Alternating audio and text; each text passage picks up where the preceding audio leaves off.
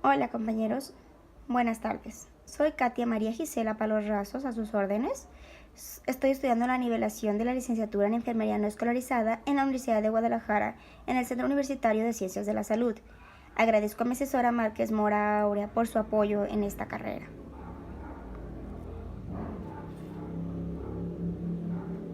La historia de la epidemiología. Les explicaré un poco.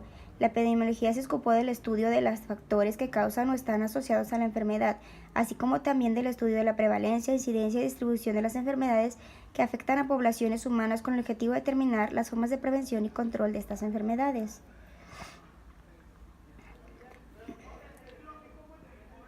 Vamos a hablar sobre el padre de la epidemiología, que fue Joe Snow, que vivió de 1813 a 1858. Fue obstetra, anestesiólogo y al final epidemiólogo aficionado. John Snow nació en la ciudad de Nueva York, Inglaterra, hacia finales de invierno de 1813. Durante sus años como estudiante de medicina comenzó a mostrar un agudo sentido de la observación, especialmente en las guardias que realizaba en Western Hospital. John diseñó una serie de experimentos que demostraban la toxicidad producida por la inhalación de vapores de arsénico, metaloide utilizado para la conservación de cadáveres, así como inventó lo que se considera como la cámara de Snow, que administra con seguridad el éter y el cloroformo en los pacientes. Esto cuando fue padre de la epidemiología. Sus usos de epidemiología. La epidemiología dentro del sistema clínico y hospitalario tiene múltiples usos, principalmente encontrar las causas de los cambios que tienen lugar a lo largo del tiempo en los problemas sanitarios que presencian en la comunidad. Sus objetivos es identificar la etiología de la causa de la enfermedad a través de diferentes esfuerzos preventivos y programas de cribado.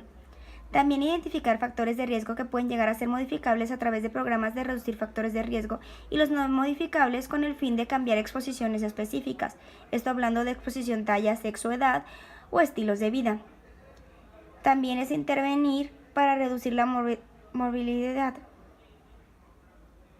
Determina la extensión de la enfermedad, estudia la historia natural de la enfermedad y esto a través de diferentes métodos de investigación científica. La epidemiología tiene diferentes alcances, entre ellos evaluar medidas preventivas y terapéuticas, prevenir la asistencia sanitaria nueva o actualizar conforme a la investigación, y la creación de normas públicas sanitarias en la NOM y la DOF, que es la norma oficial mexicana y el diario oficial de la Federación. Toda decisión legislada respecto a problemas de salud a nivel nacional e internacional. Como todo tiene sus limitaciones en la epidemiología, una de ellas es la atención primaria, puesto que se carece de información necesaria para poner en marcha o prevenir de manera primaria y eficaz muchas enfermedades. Y dentro de la atención secundaria, puesto por la falla y mala identificación de las personas que ya han sufrido la enfermedad con un aumento precoz de la morbimortalidad. El método científico, el método epidemiológico y el método clínico son bastante importantes para la epidemiología, ya que gracias a ellos y a su círculo vicioso podemos avanzar y evolucionar con el paso del tiempo y llegar a modelos educativos como los que hoy en día tenemos. Les hablaré del método clínico, que es el que se desarrolla el diagnóstico clínico, donde el individuo enfermo se mantiene bajo objeto de estudio. Los descubrimientos científicos avalan el desempeño de los especialistas clínicos a través de la aplicación de la tecnología. En cambio, el método biológico descansa en la hipótesis epidemiológica. Esto quiere decir que está enfocado en el control de los programas de enfermedades infecciosas y en las dimensiones investigativas, de manera cuantitativa, que se lleva a cabo con la transición epidemiológica de enfermedades infecciosas a las no infecciosas, con una máxima selección de los factores de riesgo, aunque no siempre son aplicadas de manera correcta o de forma eficaz por los múltiples antecedentes de los pacientes. Y el método científico. Las bases científicas deben ajustarse a las corrientes epistemológicas vigentes para avanzar en un verdadero enfoque integral y sus metas.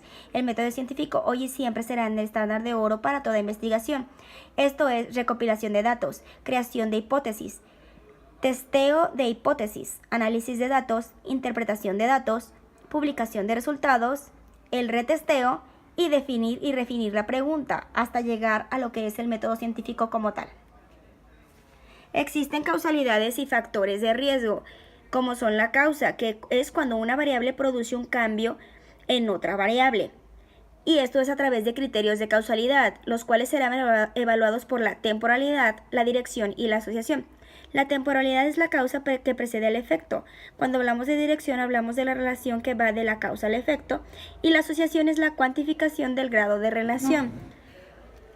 Las medidas de efecto pues pueden ser varias, medidas relativas de riesgo relativo, medidas absolutas de riesgo atribuible y las medidas de asociación y de impacto potencial. Estas son proporción, razón y tasa, de las cuales hablaré más adelante. En las medidas absolutas de riesgo atribuible se estima cuando el factor de exposición produce un incremento en el riesgo y la fracción preveniente produce una disminución del riesgo. Esto es riesgo atribuible proporcional en el grupo expuesto y riesgo atribuible proporcional en la población blanco. En cambio, la medida de relación de riesgo relativo simplemente define el valor en relación a otra medida. Hablando un poco de contextualización, vamos a definir lo que es caso en epidemiología, que es el conjunto de criterios diagnósticos que se deben cumplir con el propósito de identificar a una persona como un caso de una enfermedad en particular. La definición puede basarse en criterios clínicos, de laboratorio o de ambos, o como un sistema de puntuación para cada criterio en el cuadro clínico de la enfermedad. La sensibilidad es la probabilidad de clasificar correctamente a un individuo enfermo, es decir, la probabilidad de que para que un sujeto enfermo se obtenga la prueba de resultado positivo. La sensibilidad, por lo tanto, es la capacidad del test para detectar enfermos.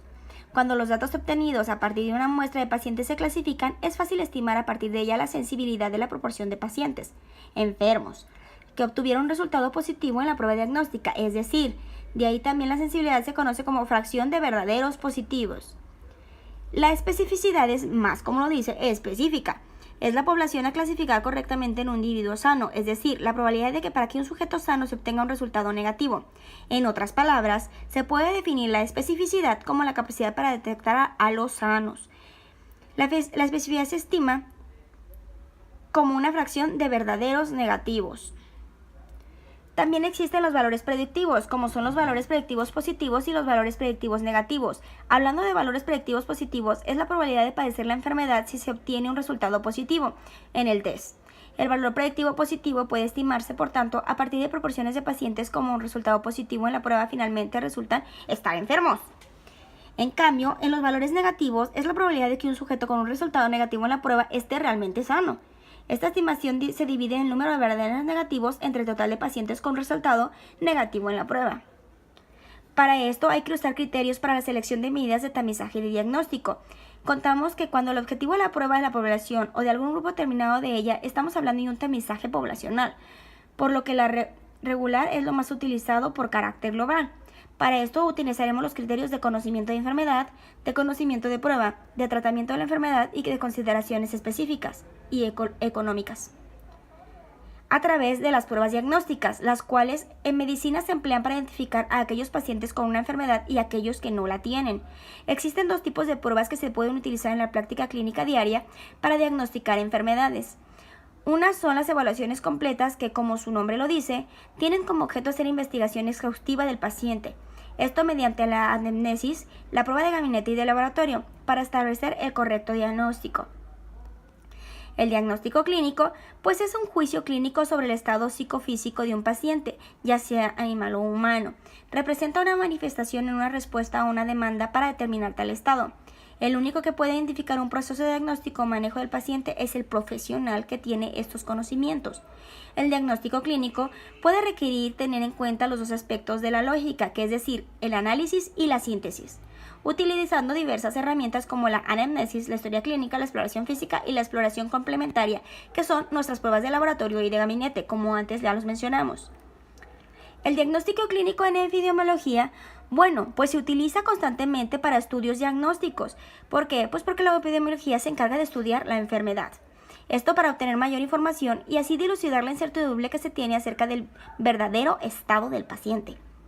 Para reconocer el verdadero estado del paciente necesitaríamos pruebas diagnósticas exactas, cuestión que en la realidad pues resulta casi imposible. Por ello, las pruebas diagnósticas que normalmente están al alcance de todos los días deben compararse con un patrón de referencia que se llama gold estándar, que es la prueba que confirma la presencia o no de la población en la salud. El diagnóstico clínico en enfermería es sumamente importante, pues constituye el soporte sobre el que la enfermera se apoya para la toma de decisiones sobre la planificación de cuidados y en consecuencia otorga la misma importancia al usarlo como el eje alrededor de los cuidados de enfermería. Nosotras como enfermeras tenemos que hacer un diagnóstico clínico eficaz y de calidad para que nuestros cuidados de enfermería tengan la calidad y la calidez que se necesitan para la mejora de nuestro paciente. Esto a través de los signos y de los síntomas. ¿Qué es un signo? Bueno, el signo son las manifestaciones objetivas, clínicamente fiables y observadas en la exploración médica, es decir, el examen físico del paciente, a diferencia de los síntomas, que son elementos subjetivos, que da el enfermo, es la percepción que reconoce como anómala o causada por el estado patológico de la enfermedad. El síntoma es un aviso útil de que la salud puede estar amenazada por algo psíquico, físico, social o combinación de ambos.